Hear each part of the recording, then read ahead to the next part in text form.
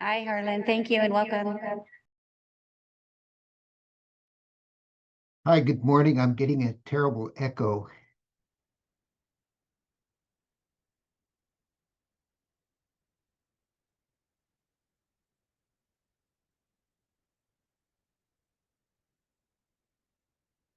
And it looks like I'm in a practice session.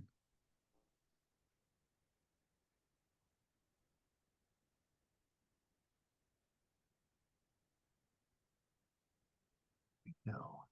Good morning, everybody. This is audio check for the Zoom. Can you hear me okay in there in the Zoom?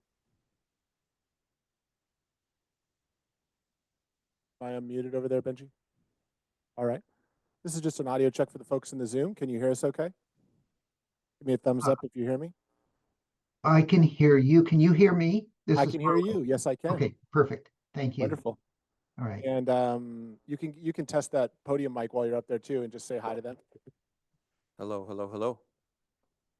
Can you hear that okay from the podium? The hello, hello, hello. Hello, hello, hello. All right. Very good. Very good. And if you want to talk.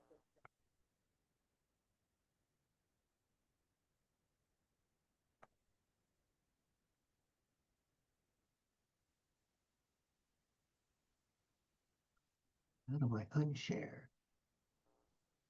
Stop share.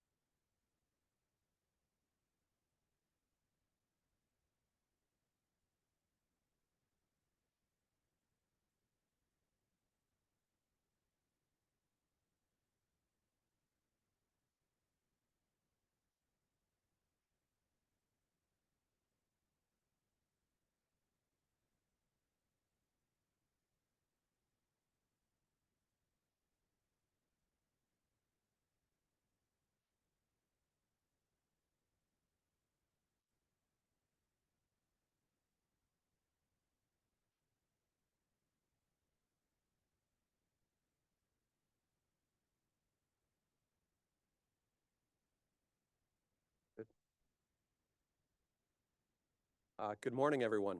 I think we're still good morning. I flew up this morning, so I'm not quite sure what time it is or what day it is.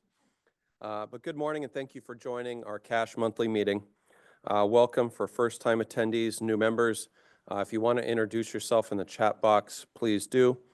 Attendees have been muted, and we ask that you utilize the chat box for questions and comments. Please make sure that you're messaging all panelists and attendees by using the drop-down. And as a reminder, please refrain from marketing in the chat box.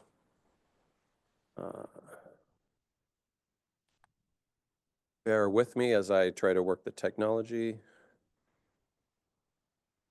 Not want to seem to advance. Well, I will, oh, there we go. Proposition 2 Master Plan updates is our next web shop topic, which will be on December 11th, 2025. That is a Thursday from 10 a.m. to noon. That is by Zoom. Registration online will open soon. So stay up to date on that. And with that, our first state agency update is from the Division of State Architect. And we have Harlan Raymond to do the update. So Harlan, are you out there virtually? Yes, I am. And I'm trying to get my technology to work as well. Can you hear me? You can, and it's good seeing you, sir. You have a great view, I have to say, from your office. Yeah, I can see the Capitol building, and you know, we're right here in the middle of downtown Sacramento. It's pretty nice today. I'm It going is ahead beautiful and weather here in Sacramento. yeah, I kind of feel like it's a little weird. I think you're only 3/4 of a mile from where I'm standing. We probably should have just done this together, but you know how technology works. yeah. I'm going to see if I can share my screen so that I can present my slide deck. Let's see.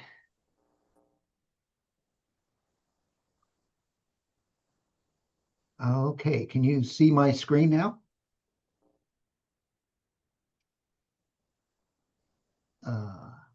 No, sir. How about now? Uh, Still no? Share.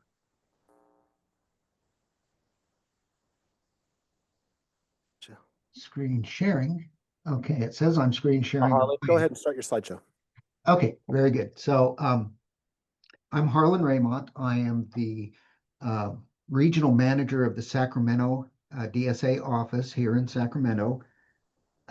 Been in this position for about 5.5 years, going on 6 years, and starting to learn some things about DSA. So I was asked to do this presentation by Ida Clare, the state architect. She was unable to attend today, but she did prepare this slide deck for me to share with you. So let's see, how do I advance this?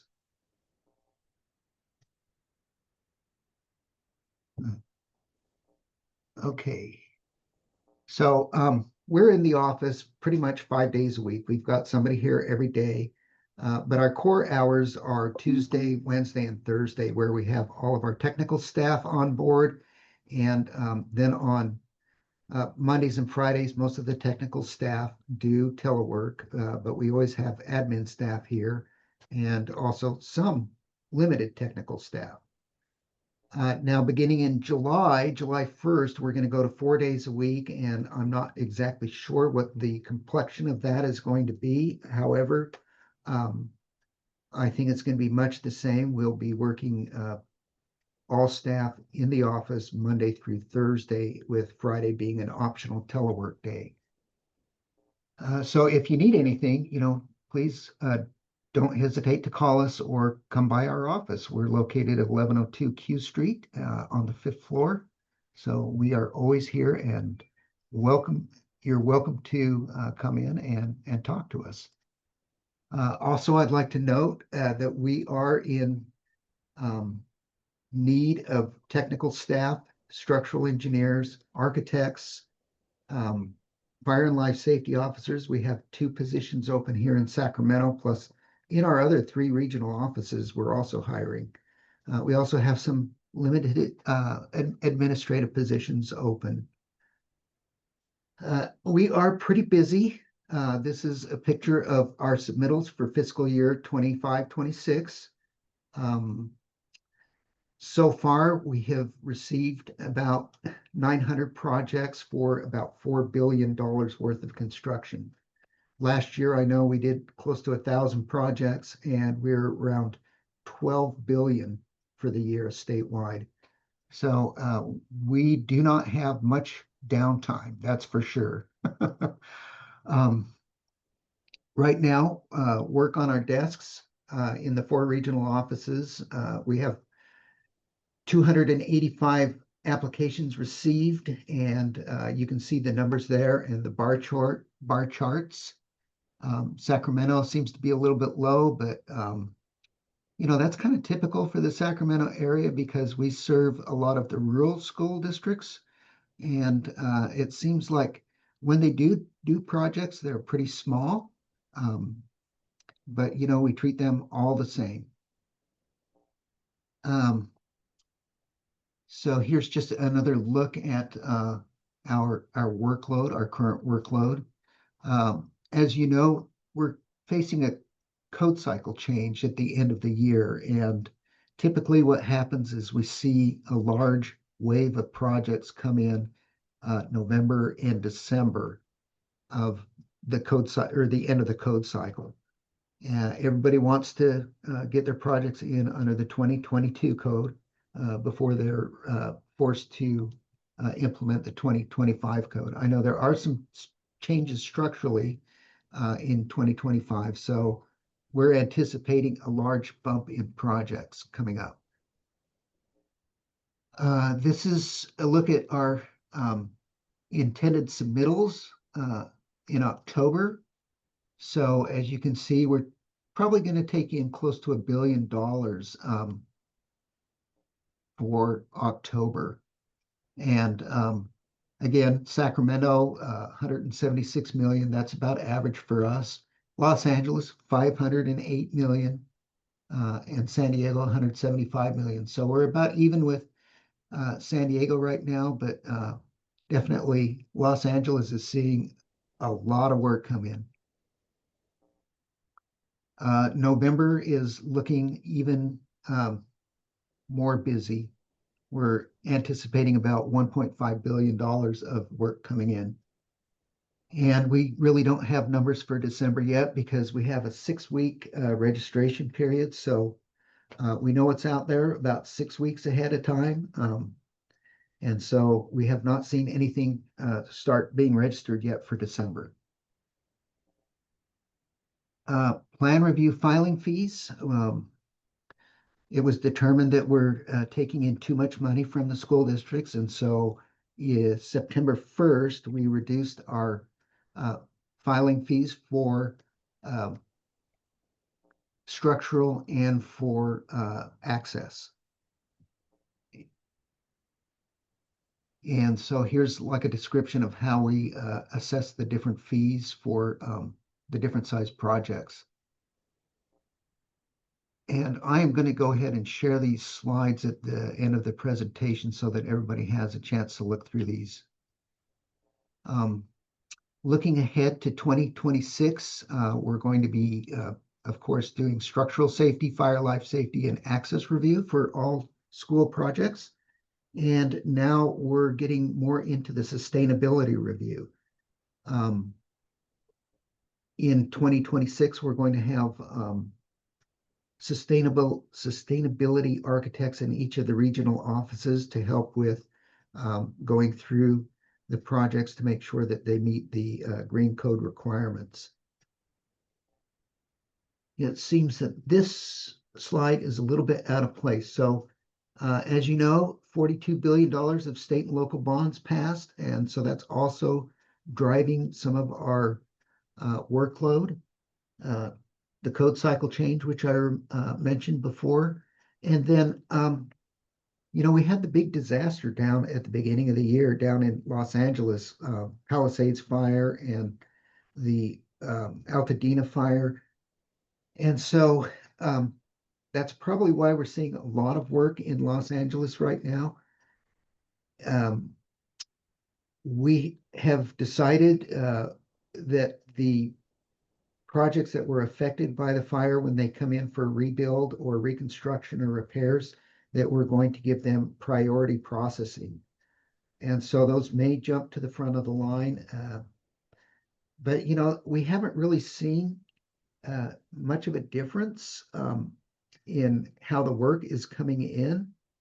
And so, you know, these projects, we have them on our radar well ahead of time. And so we just slip them in for review as quickly as we can and expedite the review to the greatest extent possible. The administrative code, 2025 administrative code, was effective April of 2025. So that's already in effect. The rest of the building code will be in effect January 1st. So as I mentioned, we really want to focus on taking care of the buildings that were affected by the fire. And really what we're trying to do is work out a process where we can streamline and more efficiently and effectively work with the school districts to get these projects reviewed and under construction as quickly as possible so that we can get the kids back on campus, back in their facilities, in their neighborhoods. So in doing that, we are developing a new collaborative process, much like our community college collaborative process, where we will actually work hand in hand with the design professionals throughout their design process. And what we've been doing is scheduling a 50% DD review or design development review, and or actually a 100% DD review and a 50% CD, construction document review. And then once the project has reached 99% completeness, we take it in without any kind of delay or appointment. But during this collaborative process, we have a schedule that we've developed with the design professionals so that we can accommodate them.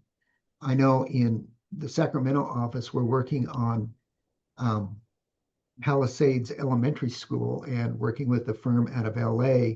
And, you know, we've been working hand in hand with them since probably for about 3 months now. And we've met with them several times. We meet with them every other week for progress, and we've developed a schedule with them. And in doing so, we're able to dedicate our staff resources. So we've got a team of 6 structural engineers that are going to review this project in its incremental steps. And that team is going to carry through the entire review process. So we're not going to have new eyes on it. We're going to have people familiar with the project throughout the project. And that goes the same with our access and fire life safety plan reviewers. So we also want this process to be available for not only fires, but for buildings that are damaged by earthquakes or by wind events or flooding events. I know up in the Sierra 2 years ago, we had several projects that were affected by the 10 or 14 or 20 feet of snow that fell within just a couple of weeks. There was some damage up there, and those projects needed to be reviewed as quickly as possible so they could rehouse the kids. So working through this process, we're developing a new emergency plan review process that will help the school districts get their kids back in as quickly as possible. Now, when I say emergency, I'm not saying a funding emergency. I'm saying, you know, a real natural disaster or something like that. Let's see, the 2025 CBSC pre-check extension and renewal. So for the new building code, it's going to be in effect for all buildings starting January 1st.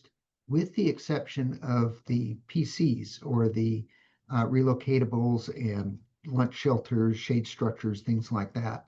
We're giving them a full year to come into compliance and submit their updated PCs to us for review.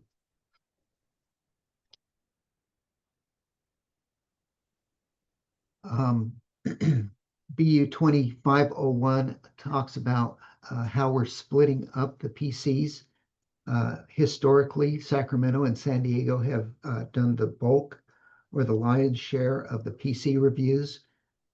And we're going to redistribute that. And here's a little graph that shows you what types of projects will be reviewed in, for instance, Oakland, freestanding signs, scoreboards, ball walls, things like that.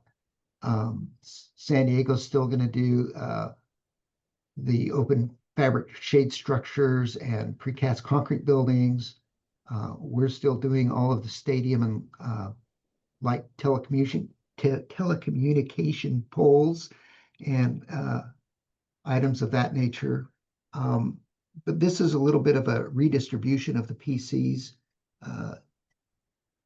Also, San Diego will be doing a lot of the relocatable buildings, as will the Sacramento office.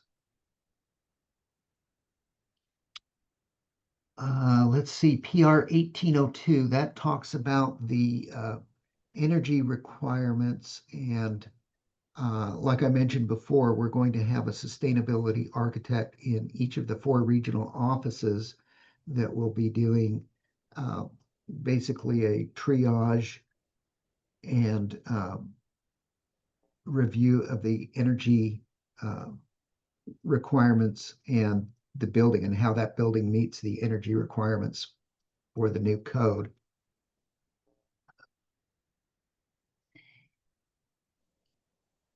Sustainability school programs. So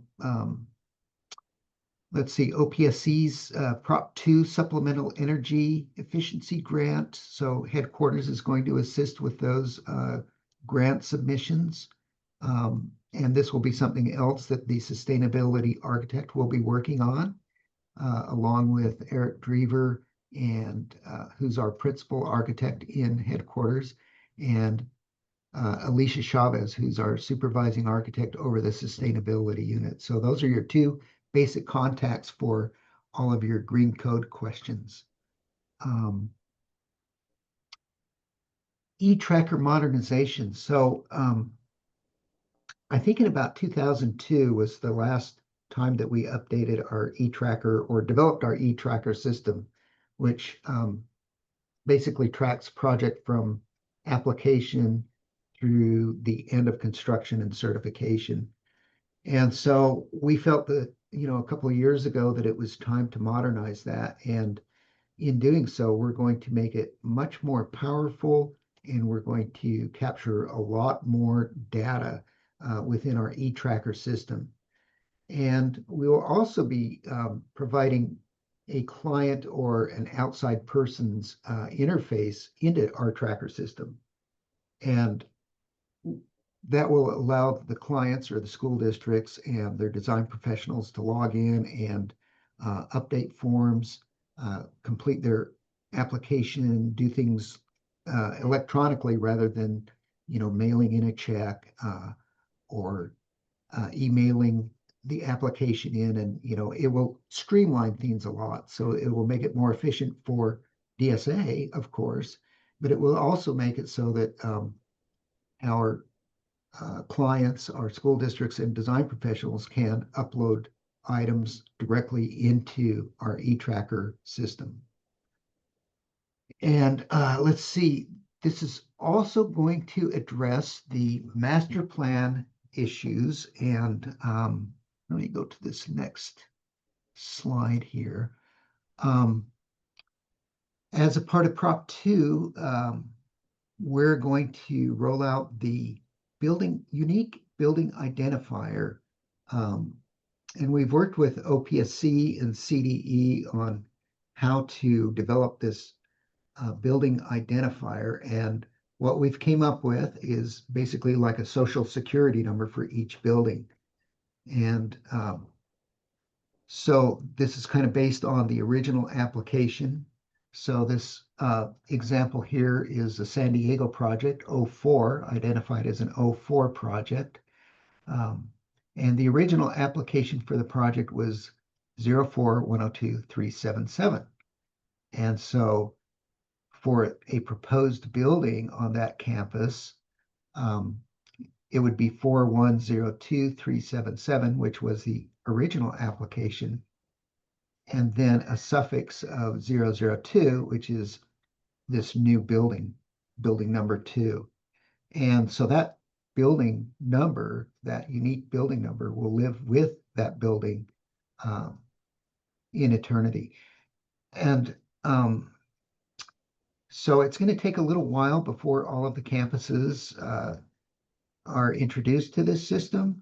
Of course, we're not going to go out and require school districts to submit a site plan without any work associated with it. So projects that are coming in for modernization or new construction will be subjected to having this site plan and identifying all of the buildings on that campus. And here's an example of what that would look like. So here's our new building, building 2, and then all of these older buildings would have that unique identifier as to when they were originally constructed.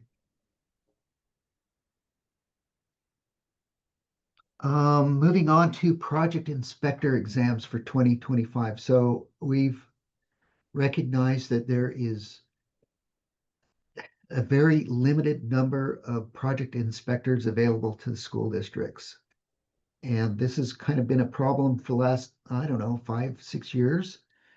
The inspectors are retiring out of the system, and new inspectors are not coming in as quickly as we need. So we've done a couple of things to streamline the application process. We've reduced it from 2 to 3 months to 4 to 6 week application.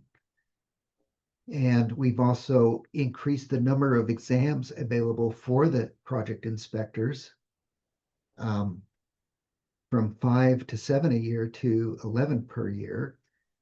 And we've added a third day to each 2-day exam to accommodate retakes. And in the future, what we're going to do is we're going to have Pearson VUE do the testing at their centers. And so it's not going to be done at the DSA offices, but we're going to have these done at the different testing centers, and that will probably make it easier for the applicants to find a place to take the exams. We only have 4 DSA offices. I don't know how many testing centers Pearson VUE has, but from what I know, they have quite a few. And then we're also going to change the requirements for the minimum requirements for an inspector to take the exam. We're going to go to basically the ICC, California Commercial Building Inspector certification as a minimum requirement. And that's a lot easier to obtain than all of the, I guess it would be the internship and the pre-testing to get into the examination. So there's like also a 2-part plan review exam in DSA offices that focuses on structural safety and fire or architectural aspects of plans or plan review. And those are still going to focus on the same things, and these are going to be in addition to the ICC certification. The cost of the examinations, we're not going to increase the cost. However, if somebody needs to retake a part of the exam, they will be required to pay a re-exam fee. And I think that brings me to the end of my presentation. So if you haven't already, please subscribe to our mailing list, and that way you can get all of our updates in a timely manner. They'll be emailed directly to you. And if anybody has any questions or comments, We do have a few questions, Okay. Harlan, so we're going to ask from the back. Sure. Can you hear me? Yes. So will the site maps with the building identifiers be accessible on the DSA website for the general public? Or will districts need to request a copy of these maps? Since that's a drawing, basically that shows, where all of the buildings are and the access to the buildings, I would assume that they would have to go through a school district to get access to those. If not, Harlan, I would request that we look at that. I think for the reasons you're saying that, hopefully that isn't accessible to the public. Yeah, I don't think that's going to be something that's, we've decided that any kind of site plans or any kind of building drawings are district property. They can distribute them to who they want, but we're taking the division of the state architect, DGS, state of California, out of it. That's their One of the choice. better changes you've made, and we applaud you for it. Next question. Okay, and then the next question is just about the slides in general. I think we make these available to everyone on the meeting here, Yes, if that's okay. yes, absolutely. And then next question, will designers no longer need to list all applications associated with a particular building on a site plan and only list the unique building identifier? That's a good question. I would think that as part of an application for new construction or modernization, that what we would be most interested in is the most recent application number. That gives us an easy avenue to determine if that most recent project has been certified.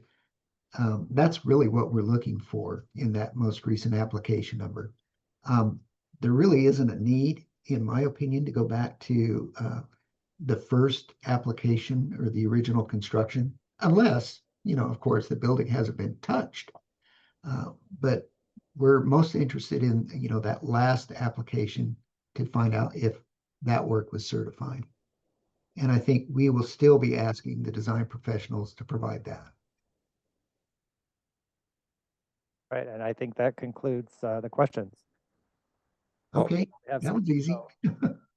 So Harlan, we appreciate your time this morning and look forward to seeing you in the future next time I'm in Sacramento. Okay, very good. Thank you. And thanks for having me. And up next, we have Brian Lepask with the Office of Public School Construction. So good morning, sir. How are you? I'm doing well, Tom. How are you? I am doing well. It is a beautiful day in Sacramento, nice and cool, lots of trees as always. So the Yeah. NBA season has started. So, light the beam for my friends in Sacramento. I hope so. I'm not sure about that Westbrook signing, but we'll see how it goes. I'm trying to be supportive of Northern California basketball. I'm trying not to be too Southern California centric. So, light the beam. Hey, Westbrook is from UCLA. He's a California native, and I support him in all cases. So look forward to hearing your basketball analysis as well as your update from OPSC. All right, thank you. So good morning, I should say, everybody. It's nice to be here. Relatively light meeting tonight. It has been a busy month though. And actually, I just wanted to reflect a little bit. It's been a really busy year. It was almost 1 year ago exactly from today that we're talking about the Prop 2 election coming and what that might bring. As we know, it was successful and it kicked off a year of a lot of really great activity and progress in the SFP.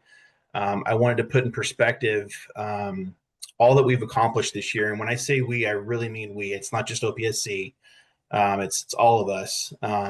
But in the last year, we have developed, are developing, or will soon be developing in one case, regulations of all these topics: financial hardship, mod eligibility for military-based schools, changes to eligibility or changes to eligible expenditures, New construction eligibility locks went from 3 years to 5 years.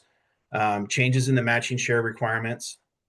75-year-old supplemental grants to replace 75-year-old buildings, and then supplemental grants for minimum essential facilities, transitional kindergarten facilities, CTE facilities, as well as natural disaster assistance, 5-year master plan guidelines, a brand new small school district program, and then finally, we're going to be soon working on the lead and water remediation program. So that's a pretty long list of items. It's been a whole lot of fun, a whole lot of work. We've had some really great results, and there's just a lot of progress on these new features and program changes that we've all collaborated on. And in many cases, we've successfully created regulations to implement the program enhancements or new programs to bring these topics forward. So it's really something to be celebrated. We couldn't be more proud of our staff and of the results that we've attained. And again, we did not do this alone. We had all of your help and input along the way, and that's why it worked so well. So we do still have a few things left to do. And like I said, everything except for I think one topic are well underway. But we're looking forward to getting all the regulations out into the wild and working for all your projects out there. So at that point, OPSC is going to be shifting over to putting together both internal and external training and just development of resources to support all these new program features. We're well underway with a lot of that stuff too. We've been focusing on it more and more as the stakeholder meetings start to slow down a little bit, the frequency of them and the number of topics, and we're turning our attention to doing those things. And actually, getting the support we need to get those regulations working on real, functioning as real activity and for your projects that are coming in. So we look forward to seeing you in all those venues as well. We're going to be doing a lot more meetings next year. They're just going to be kind of a different style. They're going to be a little bit more resource oriented and education and support for the new programs and program features. So making a lot of great progress. It's hard to believe it's been a year since Prop 2, almost a year since Prop 2 passed, but things are moving along really nicely. And I just wanted to, we've been talking about it internally a lot, so I wanted to share that with all of you just to kind of get a picture of how much we've actually done. It's pretty cool. Speaking of stakeholder meetings, we have one coming up next week on the 30th of October. That's going to be related to the facility inspection tool. And this is going to be, so this string of meetings on the facility inspection tools in direct response to an audit report published recently by the California State Auditor. This first meeting that we're going to have next week is going to be used to refamiliarize everybody with the FIT, with the recommendations that we've presented in the past couple of years, and then also the recommendations that the report outlines. And as they've made a number of suggested improvements to that document. So we're going to be covering all of that. We're not planning on bringing forward any proposed changes at that first meeting. We wanted to make sure that we brought everybody kind of up to speed on exactly where the FIT is, what the status of it is, the reason why we're having meetings. And then at subsequent meetings, we'll probably have at least probably 3 of them or more. We'll see how many we need, but there'll be probably, I think, at least 3 on that topic. And we'll start bringing forward updates and proposals with the second meeting. So we just wanted to go over the last set of updates that we made, look how to maybe start to consider how we could make the suggestions that the state auditor is recommending, and we'll go on from there. Then related to Prop 2, on November 6th, we're going to be having another stakeholder meeting. Those topics haven't been announced quite yet, but it's going to be a continuation of things that we've been working on already. So we should have information on that coming out shortly as well.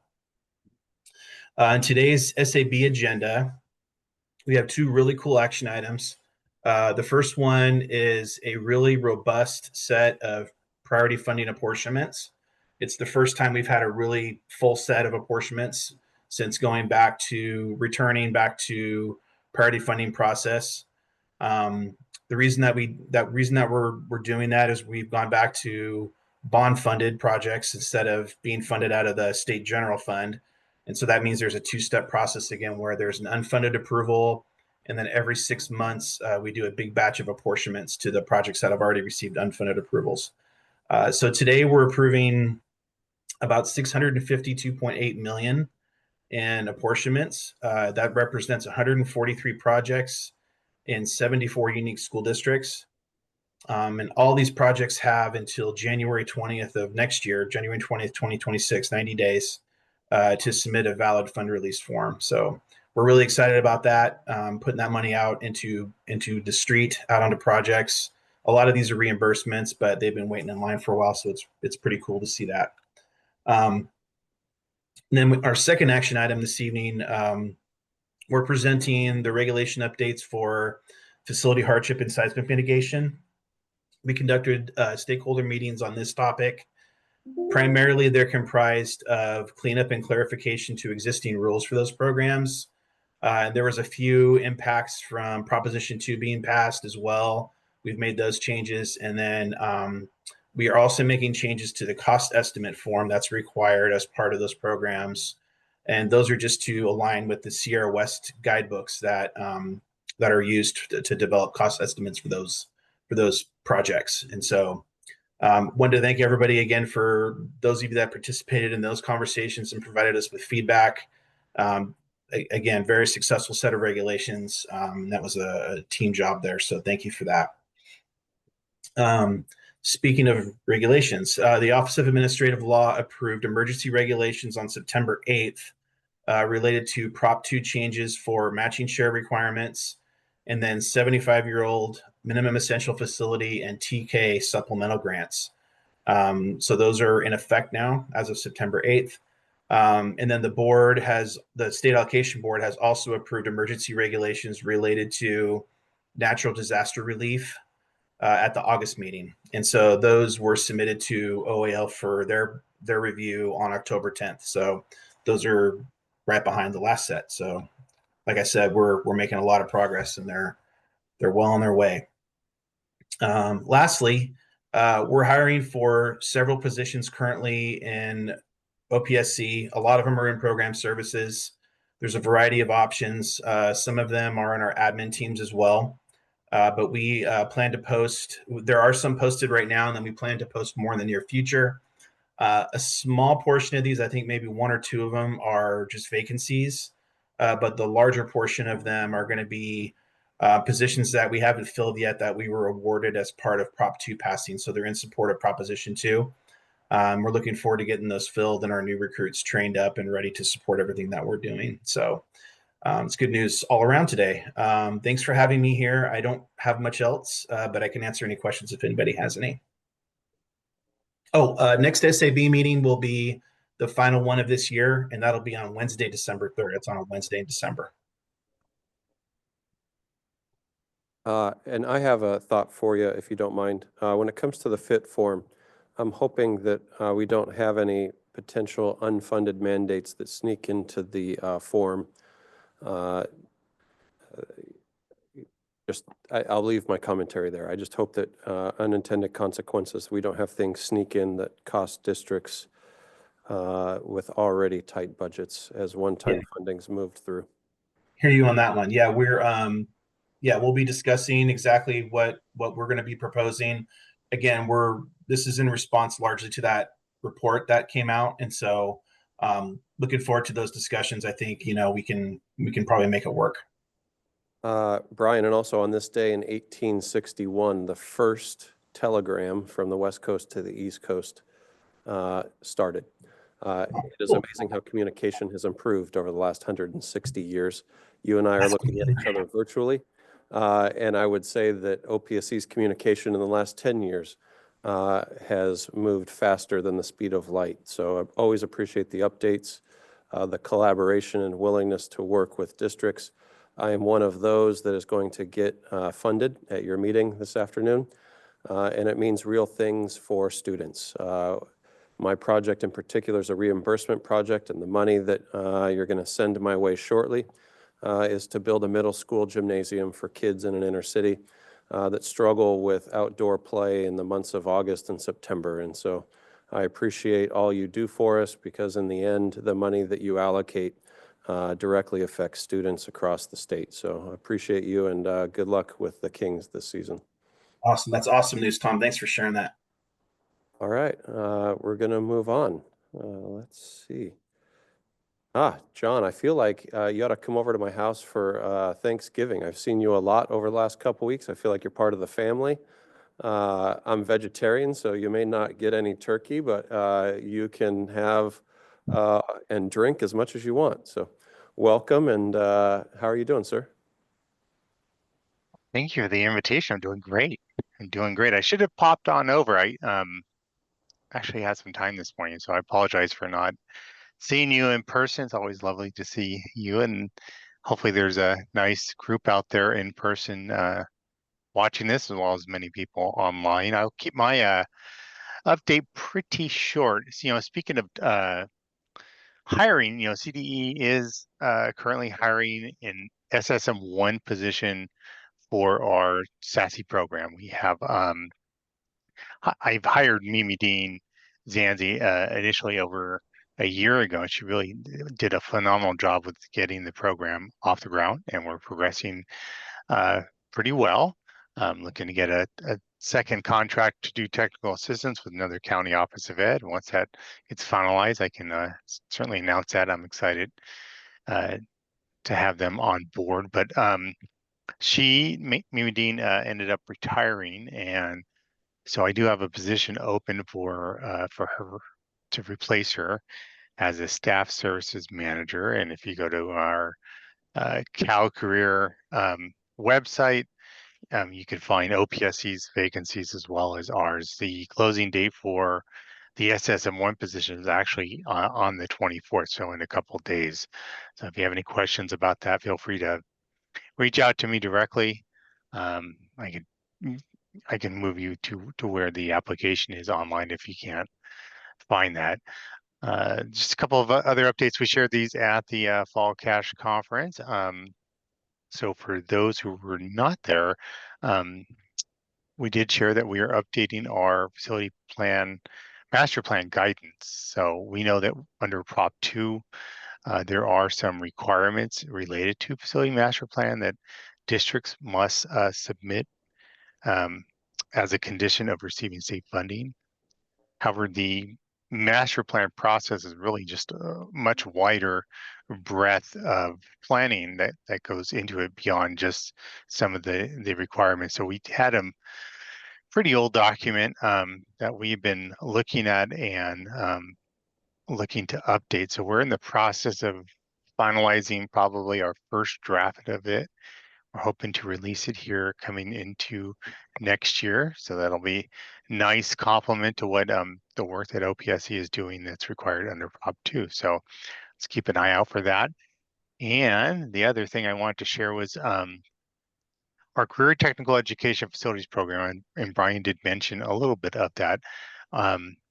There is actually 600 million under Prop 2 for the CTE facilities program. This is now the seventh funding cycle. This goes back to as far back as 2006 Prop 1D, and we're excited to announce another funding cycle. The deadline will be December 1st. This will be for half of that money, which is 300 million. We're doing things a little bit differently. I think the application, when you look at it, which is available online,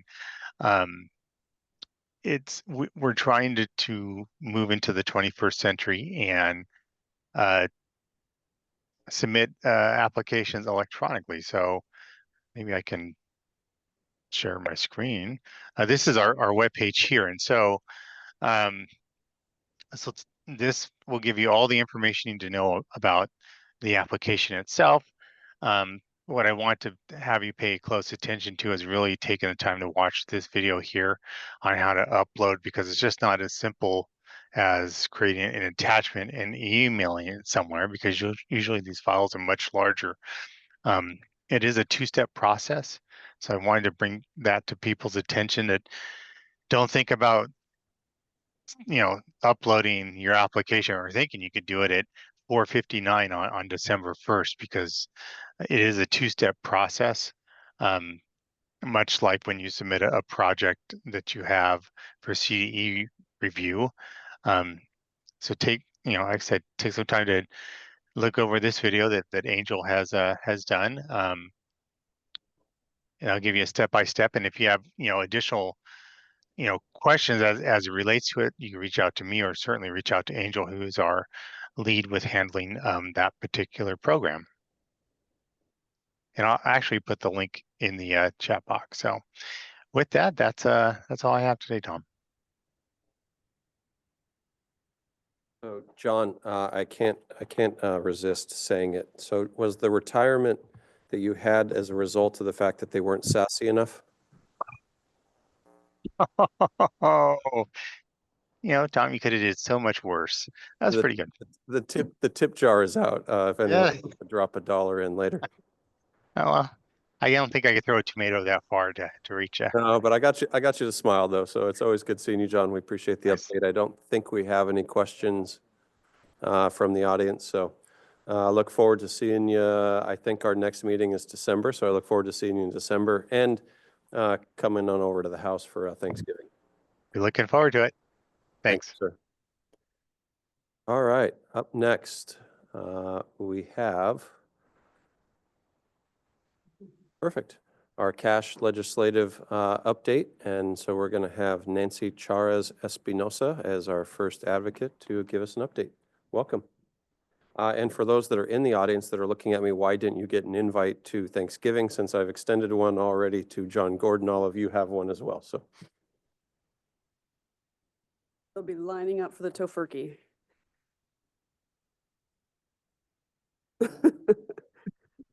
Good. Are we still morning? We are still morning. Good morning, everyone. Nancy Charas Espinosa, one of your cash advocates, to kick off the legislative update. When last we spoke, we talked about the end of the legislative session, which was September 13th, and the governor had a month from there to decide to sign or veto bills into law. That deadline was October 13th. So now we know what happened to some of our legislative priorities. Good news, we'll start with the good news. AB 503, Cash's sponsored bill, passed, was signed into law. So this is the one that restored the statutory authority for school districts to collect fees for the restoration, repair, and refurbishment of facilities from outside groups that use our facilities pursuant to the Civic Center Act. Two neat things I'll mention. Previously, this authorization had a sunset. So that's what happened. It was, accidentally allowed to sunset January 1st. There's no sunset. So we're not going to have a repeat of the situation. The bill had what's called an urgency clause, which means that the moment the governor signed it, it became law. It doesn't have to wait till January 1st or another date in the future. So as of October 1st, you now have that statutory authority again, which was very exciting. This bill is an interesting example of something that it's an authorization in statute. Not every school district chooses to collect these fees. They look at what's the right fit for their community. Would it create access issues? But for some districts, it is very important. So many thanks to Cash for banding together, participating in advocacy efforts, and helping to put the resources in the hands of those who needed them. Another bill that passed is AB 1021. This is a education workforce housing bill that Cash supported. It specifically, it amends parts of the Teacher Housing Act of 2016, and another piece of legislation. It also extended some of the rights that were created by those pieces of legislation. Does various things to help school districts build education workforce housing by right, kind of eliminating potential barriers, opportunities for your local housing jurisdiction to add requirements or to say no. One exciting thing it does is that it adds school district employee housing to an existing CEQA exemption for infill affordable housing projects. So we like that. And that one, of course, was signed into law. Now let me back up a little bit for context. What else is the legislature doing now, right? They were very busy working towards the end of session. One of the things that they were busy working on was the passage of, I can't remember the bill number now, but the bill that became Proposition 50, which is on your ballot in November 4th. Cash does not have a position, but briefly, this measure would allow a temporary diversion from our independent redistricting commission here in California for mid-decade redistricting. I think it says it's a one-time deal. Please, we encourage you all to do your civic duty. And lastly, I just want to mention that this is an excellent time in what we call the interim, when legislators are at home, is a wonderful time to either meet them or strengthen those relationships. So throughout the year, things will come up and you may get a frantic call from Ian, Rebecca, or myself and saying, hey, do you know your state senator or your state legislator? They really need to hear from you about why X is a problem or why X matters. And the way we get those interactions to be effective is especially when they already know who you are. So the interim between now and January, I know it's not a time that you want to add things onto your plate, but it's a great opportunity to maybe attend a district event, introduce yourself, tell them what's in your portfolio, which to them cues up, this is someone I can go to for information on these programs, these topics. Invite them onto your sites. This is what they're supposed to be doing this time of year, right? Furthering kind of their own education about what's going on in their districts. So I just wanted to put my plug in for that. Excellent time to get to know and build relationships with your legislators. I had some stats also. I omitted this from the beginning. I apologize. So the governor, there were 917 bills that were passed at the end of session. The governor signed 794 and vetoed 123. That veto rate of 13.4 makes it seem like it's really easy to get bills signed, right? It makes it seem like you throw something at the wall and it's going to stick. What it doesn't show is all of the bills that never made it to the governor's desk, right? Which is a lot. I don't have that number here. But just wanted to put that into context. His veto rate was a couple of percentage points lower than last year. So take that, it's still in the range of normal. So up next to talk about probably some more legislation and things that are going on in other venues, I will pass it to my colleague, Rebecca. Nancy, just one question from the audience here. The education housing CEQA exemption was part of Prop 50 ? No, that is in AB 1021 WIX, which was sponsored by our good friends at the California School Boards Association. Thank you, Nancy.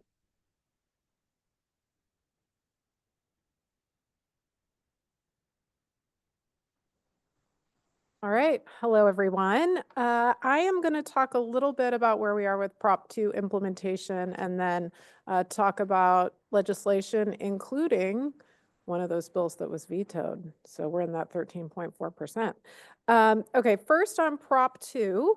Today is a big day with those apportionments that are going to be the first dollars coming out from Proposition 2 at the State Allocation Board. So we're really excited about that. It's actually a great opportunity to tag on to what Nancy was saying, to thank your legislator for supporting AB 247, which put Prop 2 on the ballot if you are receiving dollars at today's State Allocation Board meeting. They can and should be recognized for helping to play a role in ensuring that those dollars are there for your project. Those are the result of a bond sale that happened September 26th through about October 10th for institutional investors. So we're excited to see that moving forward and providing the $652 million for those apportionments this afternoon. Also on some of the issues that we're watching and engaging on here in Prop 2 implementation, Brian described that stakeholder process that's taking place. And so as you all know, we've been very active in that process. Do want to continue to thank our members who have been providing their feedback during this process. It's been incredibly helpful to Cash and your advocates as we're helping to represent you all in this process, but also encourage you to provide your individual voices, especially as we're getting down into some of the, the details that we really want to ensure that we get right so that we have a successful implementation of this bond. On the master plan, I know that one is starting to create some questions for folks as they're getting into the nuts and bolts of how to dot their I's and cross their T's and ensure that they meet the statutory requirements and the planned regulatory requirements for that master plan. We still don't know what that final is going to look like because that is one of the items that's still being developed in the stakeholder process, but we are seeing the framework for that gel. Cash is going to be holding a workshop, a web shop on Thursday, December 11th to talk a little bit more about what we know and kind of where the arc of this issue is going and give some thoughts and guidance on how you can comply in some different circumstances. So for example, if you've already got a master plan that you previously approved, and how do you amend that in order to ensure that you are going to meet the new requirements? Or if you're moving forward from scratch, how do you ensure that you've got what you need in there to check those boxes and ensure that you're meeting the statutory and the regulatory requirements? And then there are those who are going to go, you know what, I've got my own planning process. I'm really looking just to ensure that I, check all the boxes on that checklist. What is the minimum that I need in order to ensure compliance and access to those state funds? So we're going to be thinking through some of those things and providing some guidance at that web shop. We're also pleased with the framework that is emerging from these stakeholder meetings on the master plan. Issues like the duration of the master plan now being recognized at 5 years rather than 1 year. Also self-certification for material changes, and that you're okay to update any of that information using a board resolution. These are things that we really like that we've seen come out of this stakeholder process. We do have one outstanding issue that Cash has provided recent feedback on, and that's related to the timeline of submittal when in different circumstances, depending on the type of project, you are triggered to submit that master plan. And so we're working with OPSC to get some clarification and avoid unintended consequences from what we've seen in their recent proposal. So shifting gears a little bit on the small school district program, we've talked a lot over the months about how that is shaping up and how important that program is. There is one emerging issue that we've identified from the most recent OPSC proposals, and that is related to the new construction eligibility. So if you're doing a new construction project, OPSC is proposing to start accepting applications on November 2nd of 2026. But what they have said is, look, we need you to update your eligibility using the enrollment that you have placed for that current year for the year in which you submit the application. And so that's raised some concerns for us, specifically related to if you are a small district that already has an enrollment lock, whether it be a 3-year lock or the new 5-year lock that Brian mentioned under Proposition 2, we want to ensure that school districts are able to utilize the entitlement that they have from those locks. We don't see anything in Proposition 2 that would limit the applicability of the use of an existing lock in the small school district program. So that's something that we're continuing to work with OPSC on.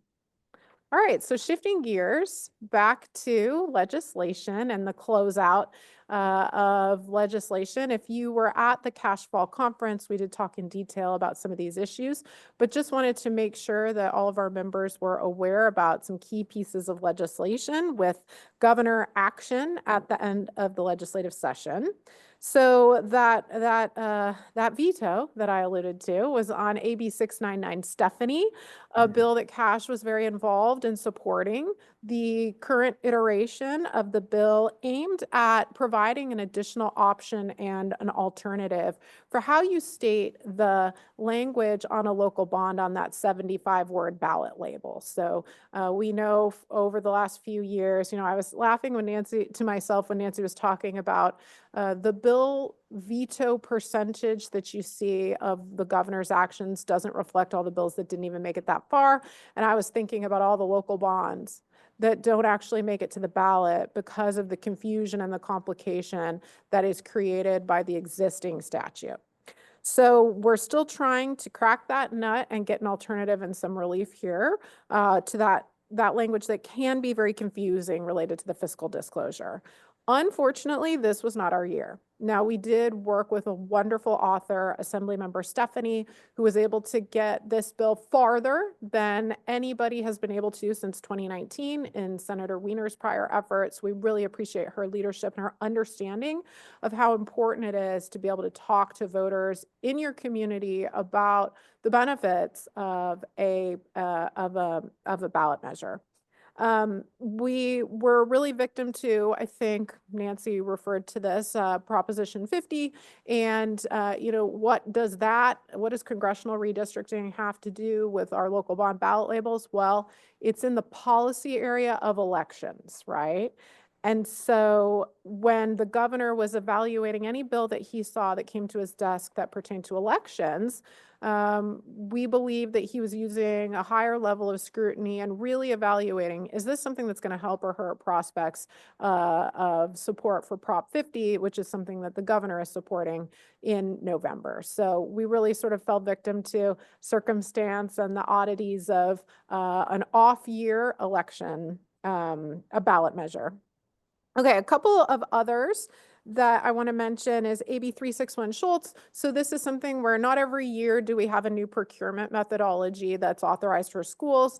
AB 361 does authorize the use of best value procurement for construction projects that exceed $1 million. This allows you to select your bidder based on the best combination of price and qualifications. This is extending an authority that already exists for the Los Angeles Unified School District to all K-12 districts, makes LA's authority permanent, and creates a sunset of December 31st, 2030 for the rest of the K-12 school districts. This does require the use of a skilled and trained workforce. So because of that, Cash was watching this very closely, but had a neutral position on the bill. And I've already been getting some questions from folks about, whoa, tell me more about this as you're evaluating these options. So I encourage you to look at it more closely, talk to your attorney, talk to others about the possible use of this. And I'm sure we'll be looking at this in more detail, in 2026 when the option becomes available. And then the last bill I want to mention is AB 538 Berman. Again, a bill that Cash had a neutral position on, but we were watching very closely. This is related to certified payroll records, and it was signed by the governor. So 361, the last bill I talked about, was signed by the governor. This one on certified payroll records was signed by the governor. And this is requiring that when an awarding body receives a request from a member of the public for a copy of a certified payroll record, the awarding body now must, if you don't have that record in your possession, request that record from the contractor. So I know some districts have been just saying, we don't have the record. Thank you for making your request. But this would now close that loop and say, well, no, you need to take that extra step and check with the contractor to get that record. If the contractor fails to provide the record within 10 days, then it is incumbent upon the awarding body to notify DIR and tell them, hey, we requested it, they didn't provide it, and then the school district is done. And at that point, DIR may levy penalties and fees on that contractor, and those penalties and fees were already existing in the statute. So just want you to be aware of that, because we don't every day see changes in DIR and the CPR and all of that, and wanted to make sure that you knew about it. All right, Ian. Oh, I'll see if there's any questions. Okay. All right, Ian.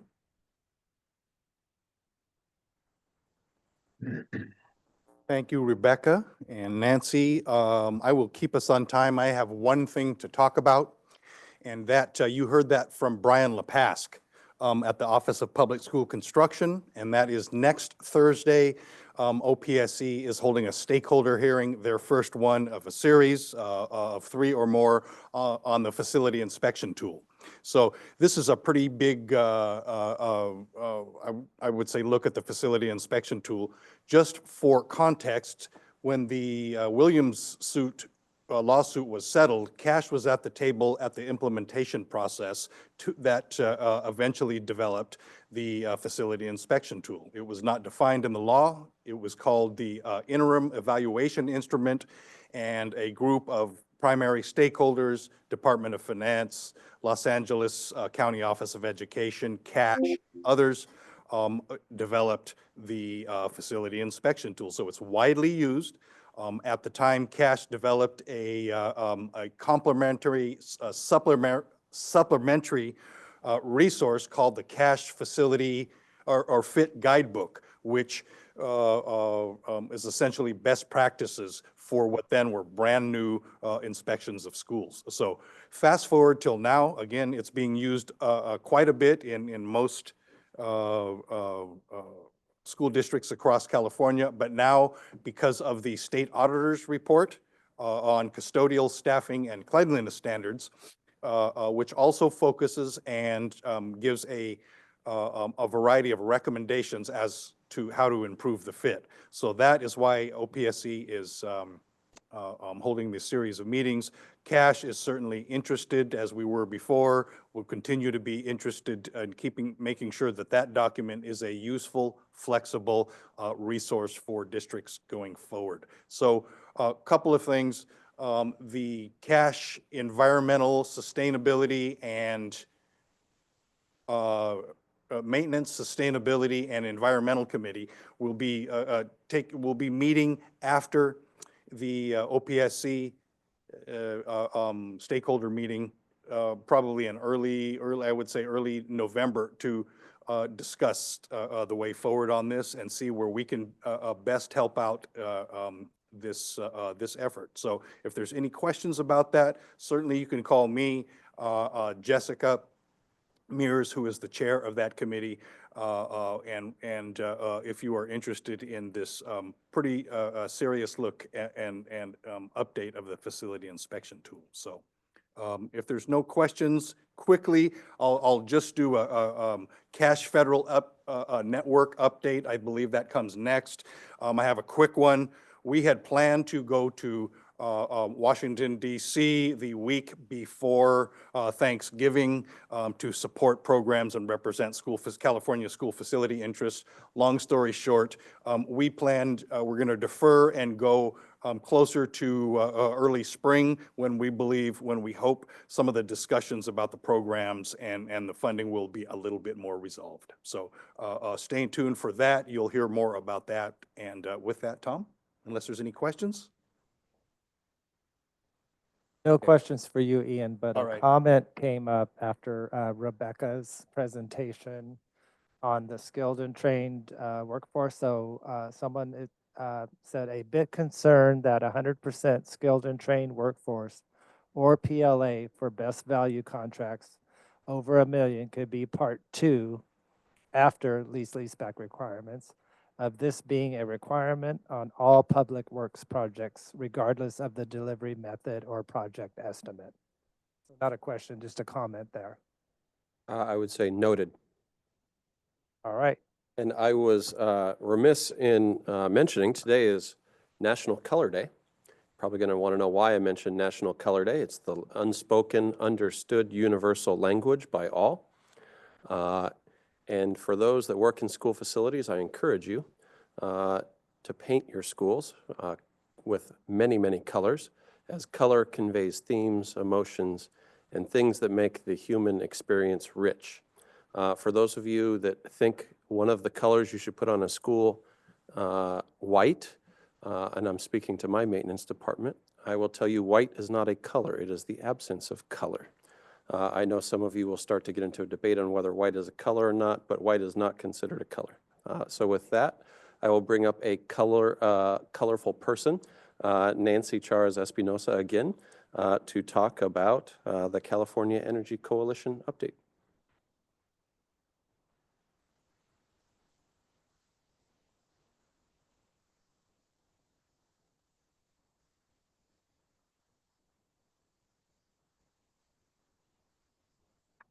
Hello again. Short update on behalf of the School Energy Coalition. My notes say in memoriam, so I wanted to flag a bill for you that did not make it through. AB 111 by Soria. So this bill was not actually vetoed. It didn't even make it that far, but it's pretty relevant. So I wanted just to make sure you were aware that this effort took place and that it's a conversation that will probably continue. So AB 111 by Assemblymember Soria. This was a bill that attempted to add some flexibility to the AB 579 requirement that by 2035, 100% of our buses are zero emission vehicles. Unlike the California Air Resources Board Advanced Clean Fleet regulation that has milestones, this one does not yet have milestones. It's a flat 2035 deadline, but again, that will be here before we know it. So folks are starting to plan and to see that as the legislature, I think, and certainly the governor acknowledged that the technology that exists today, and certainly at the prices that it exists today, and in the places that it exists today, would not allow us to meet this mandate. So what AB 1111 tried to do is it tried to expand eligibility for temporary exemptions to that 2035 deadline. And it would have eliminated the requirement to scrap internal combustion buses in order to receive EV grants from the HVIP program, so Hybrid Zero Emission Truck and Bus Voucher Program. The bill got pretty far. It was held in its Appropriations Committee in the second House.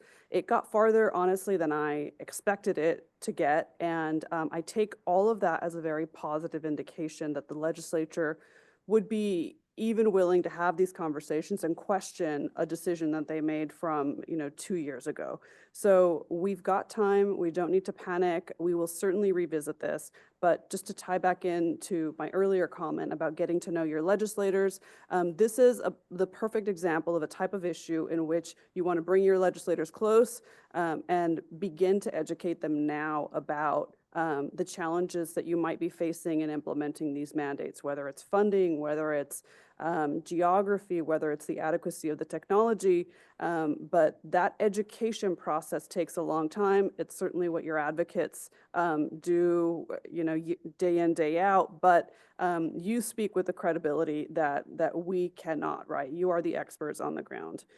So wanted to flag that one for you. And last month, we also talked about the package of energy bills that was passed at the end of session. I wanted to make sure I flagged one thing specific to schools. So there's an existing law that says that oil wells can't be built any closer than 3,200 square feet, excuse me, feet, not square feet, from schools. So by authorizing up to 2,000 new wells in Kern County, that means that those of you with school facilities or future school facilities really need to be vigilant about what that's going to mean for you. Just also want to add, please let us know how that goes, good, bad, or otherwise. We want to be vigilant and know if there are additional issues that we need to advocate on. So that is all for School Energy Coalition.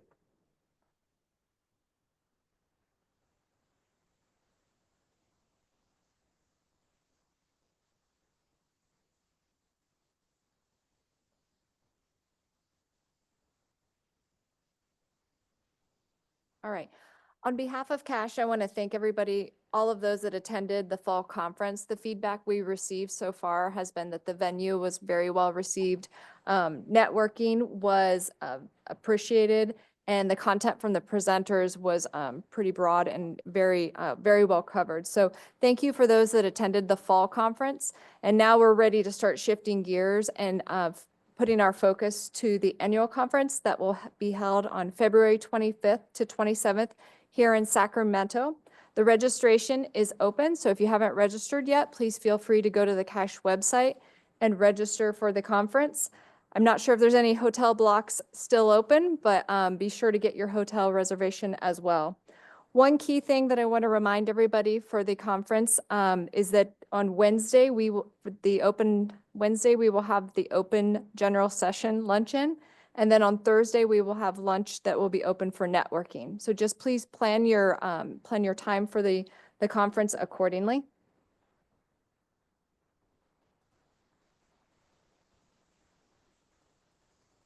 If you have any upcoming RFP or RFQ, job openings at your district, please utilize the Cash Professional Opportunities Job Board to reach a wider and more diverse audience. Cash members can log on the Cash website and post their job or RFP, RFQ openings there. Next slide. With that, we're going to go ahead and close out for today. So please mark your calendars. The next Cash Day will be held in person at the Capitol Event Center here and virtually via Zoom on Wednesday, December 3rd from 11 to 12:15. So thank you for attending today's Facilities Network update and have a wonderful rest of your day. Thank you.